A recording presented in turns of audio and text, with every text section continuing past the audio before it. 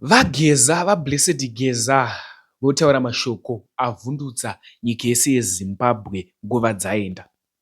Ndichikutambirai zvekare pano paHatsira 263 pano panyange ndichikuzivisai manews updates ezvinhu zviri kuitika munyika yedu yeZimbabwe. Vadikani, wasubscribe here, watena on the notification bell here, walike this video here.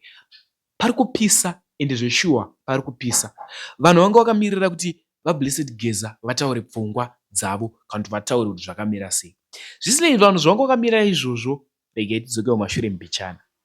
Vadikani, vanhu pavanga vachiprotesta masikati vachiita madhemo avo masikati pazopfuura vice president Chiwenga vemunyika ino yeZimbabwe.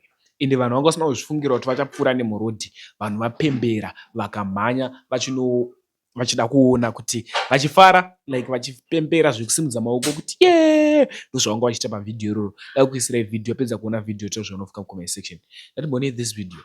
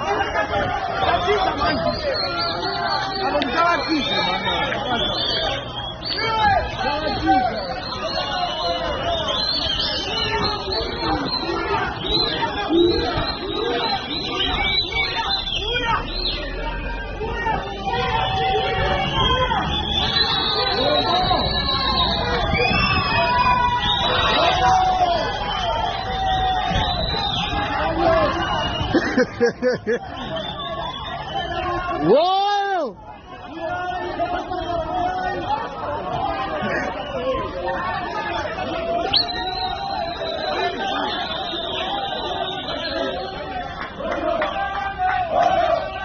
Hold up! Hold up! Hold up! Hold up!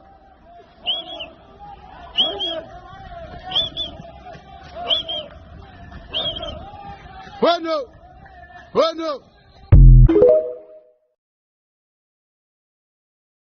Next update ividhiyo ravaBlessed Geza. Imessage yavaBlessed Geza. Chiko chamboitika kuna vaBlessed Geza. VaBlessed Geza vonyora mashoko ekuti gara watenga data, gara wasubscribe kuti pana pahatirari. Vataura mashoko iyo ekuti na 8:30 manheru anhasi na 8:30 vane serious message yavarikuda kuzivisa mhuri yeZimbabwe. Vadikani, wamirira here? Kana wamirira chibva wapinda mucomment section ubva kuti ndatomirira, ndatilike this video. Eni sahatirari ndaenda. Much love.